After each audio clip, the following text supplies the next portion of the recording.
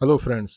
अब जब भी टीवी खोलो न्यूज़ आती है एफआईआई ने आज 5,000 करोड़ के शेयर बेच दिए और बस next second WhatsApp group, Telegram channel, YouTube channel सब चिल्लाना शुरू, मार्केट क्रैश होने वाला है। और बहुत सारे इन्वेस्टर न्यूज़ देख कर घबरा जाते हैं, लेकिन अगले ही पल न्यूज़ आती है डीआई ने 6,000 करोड़ की बाइंग की और मार्केट क्रैश होने से बच जाता है, उल्टा रिकवर हो जाता है। अब सवाल ये आता है, ये एफआईआई और डीआई होते कौन है? इनके पास इतना पैसा आता कहाँ से है? क्या सच में ये मार्केट के रिमोट कंट्रोल को चलाते हैं?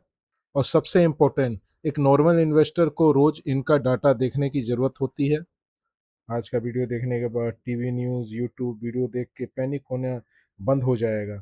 तो चलिए शुरू करते हैं, पर वीडियो बिना स्किप किए लास्ट तक देखना। उससे पहले रिक्वेस्ट है, अगर आप शेयर मार्केट में नए हैं, इस वीडियो के बाद मेरे इन 4 वीडियो को ज़रूर देखें। उसमें मैंने share market, IPO, mutual fund जैसी बारीकी चीज़ों में काफ़ी अच्छे तरह से समझाने की कोशिश की है। इससे आपको स्टॉक मार्केट की मजबूत फाउंडेशन बनाने में मदद मिलेगी। सबसे पहले समझते हैं एफआईआई। एफआईआई का फुल फॉर्म है foreign institutional investor. Simple language में फॉरेन कंट्रीज की बड़ी बड़ी इन्वेस्टर कंपनी जो इंडिया में मार्केट में इन्वेस्ट करती है, जैसे अमेरिका का म्यूचुअल फंड हाउस या पेंशन हाउस इंडियन मार्केट में पैसा लगाता है। दुनिया में कुछ बहुत बड़े एफआई इन्वेस्टमेंट इंस्टीट्यूशन हैं, जैसे कि ब्लैक रॉक, दुनिया का सबसे बड़ा एसेट मैनेजमेंट जो दुनिया भर में खरबों की संपत्ति को मैनेज करता है।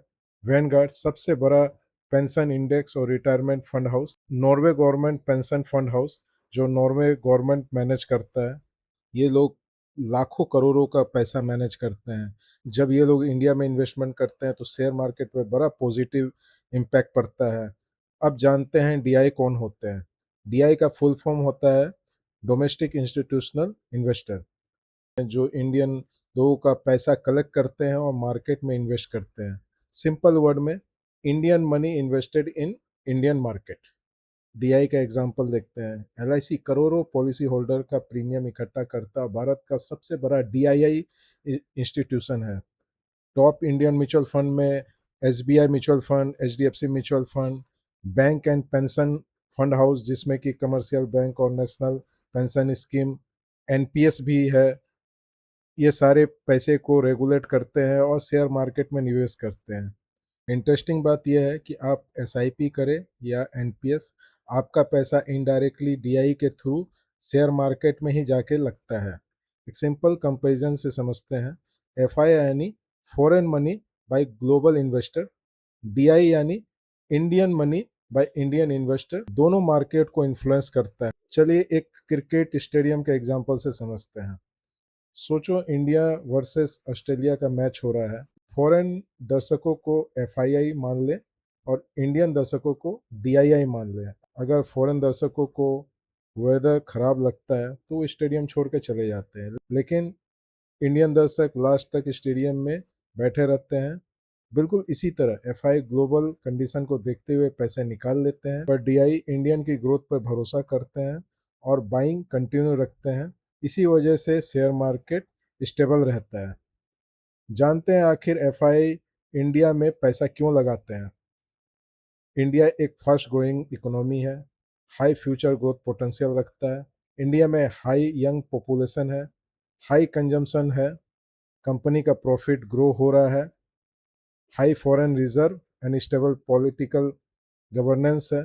इसीलिए फॉरेन इन्वेस्टर इंडिया को एक लॉन्ग टर्म ग्रोथ अपॉर्चुनिटी मानते हैं। अब सवाल ये आता है, एफआई पैसे निकालते क्यों हैं? अगर US bond interest rate increase हो जाता है, global recession fear, war situation and resource crisis और स्ट्रॉन्ग डॉलर। याद रखिए, हर बार एफआई सेलिंग का रीज़न इंडिया नहीं होता। कभी कभार ग्लोबल रिसेशन, ग्लोबल वार, ऐसी सिचुएशन भी होती है जिसके कारण एफआई अपने करोड़ों का शेयर बेच के हमारे इंडियन मार्केट से निकल जाते हैं। अगर एफआईआई करोड़ों का शेयर खरीदते हैं तो मार्केट में बहुत पॉजिटिव इम्पैक्ट आता है और मार्केट बढ़ जाता है। डिमांड बढ़ती है तो प्राइस भी बढ़ जाता है। इसीलिए जनरली शेयर मार्केट चाहे वो एनएससी हो या बीएससी हो ऊपर जाता है और इन्वेस्टर का कॉन्फिडेंस इंक्रीज हो जाता है। अब मान लीजिए एफआई ने 15,000 करोड़ का शेयर बेच दिया, तो मार्केट नीचे चला जाता है, तो मार्केट में सप्लाई बढ़ जाता है और प्राइस नीचे चला जाता है। तो news channel blood bath market crash headline शुरू कर देते हैं और रिटेल इन्वेस्टर पैनिक हो जाता है। स्टोरी यहीं ख़त्म नहीं होता है, यहाँ पर डीआई हीरो की तरह काम करता है। अगर एफआई बेच रहे होते हैं तो डीआई खरीद रहे होते हैं, तो मार्केट को सपोर्ट मिलता है और शेयर मार्केट डीप क्रैश से बच जाता है। इसी को मार्केट क्यूशन इफेक्ट बोला जाता है। जैसे आपने देखा है, एफआई ने पिछले कुछ सालों से काफ़ी पैसे मार्केट से निकाल दिए हैं, पर डीआई ने मार्केट में उससे ज़्यादा पैसा इन्वेस्ट किया है। 6-7 साल पहले एफआई मार्केट का किंग था। अगर वो बेचते थे तो शेयर मार्केट क्रैश हो जाता था, लेकिन आज सिचुएशन बदल चुकी है। इंडियन इन्वेस्टर का पैसा म्यूचुअल फंड के थ्रू, एसआईपी के थ्रू शेयर मार्केट में आ रहा है, इसलिए डीआई का पावर बढ़ चुका है। आज इंडिया में हर महीने लाखों लोग डिसिप्लिन वे से एसआईपी कर रहे हैं।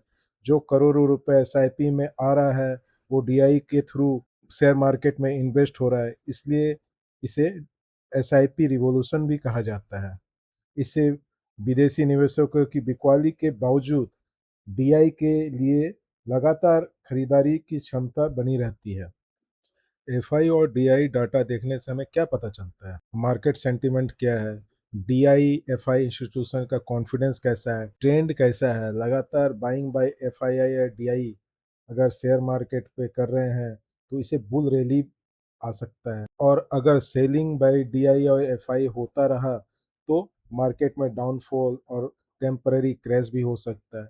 लेकिन सिर्फ इसी डाटा के बेसिस से इन्वेस्टमेंट डिसीजन नहीं लिया जा सकता है। आप डेली एफआईआई डीआईआई डाटा कहाँ देख सकते हैं? एनएससी वेबसाइट पे, बीएससी वेबसाइट पे, मनी कंट्रोल, स्टॉक एक जैसे काफ़ी वेबसाइट्स है जहाँ पे आप इनको रेगुलर देख सकते हैं। हर इवनिंग ये डाटा अवेलेबल हो जाता है। टीवी पे अगर न्यूज़ आए तो आपको दिखता है एफआई ने 2,500 करोड़ का सोल्ड किया, शेयर सोल्ड किए, और आज डीआई ने उसी समय में 3200 करोड़ का शेयर खरीदा। तो पैनिक मत कीजिए, स्मार्ट इन्वेस्टर कैलकुलेट करेगा नेट फ्लो पॉजिटिव है, मार्केट को सपोर्ट मिल रहा है कि नहीं। मार्केट में दो बड़े गलतफहमी यानी मिथ है।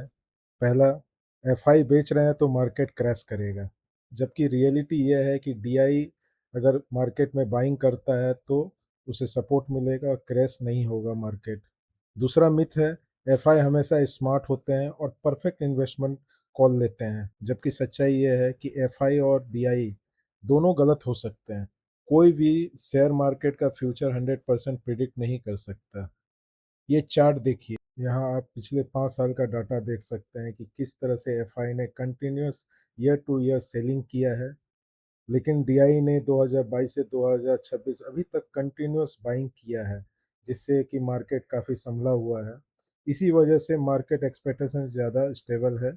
एक बात हमेशा याद रखिए, मार्केट सिर्फ पैसे से नहीं चलता, शेयर मार्केट को इन्वेस्टर का कॉन्फिडेंस भी चलाता है। पहले इंडिया फॉरेन मनी पर डिपेंड करता था, और आज इंडियन इन्वेस्टर खुद मार्केट का बैकबोन बन चुका है। हर महीने की एसआईपी सिर्फ एक इन्वेस्टमेंट नहीं बल्कि इंडिया की इकोनॉमी को स्ट्रॉन्ग बनाने का कंट्रीब्यूशन भी है। इसलिए अगली बार टीवी पे सुनो एफआई सोल्ड 5,000 करोड़, तो पैनिक मत करना, पहले ये भी देख लेना डीआई ने कितना खरीदा। और सबसे important, long term wealth TV YouTube news देख के नहीं होता। पेशेंस, डिसिप्लिन और रेगुलर लॉन्ग टर्म इन्वेस्टमेंट से बनता है। तो क्या आप भी अपना इन्वेस्टमेंट एफआई डीआई सेलिंग और बाइंग को देख के करते हैं, या long term business fundamental check करते हैं? अगर आपको आज का वीडियो पसंद आया तो प्लीज़ लाइक करें, शेयर करें और चैनल को सब्सक्राइब करें। थैंक यू, मिलते हैं अगली वीडियो में।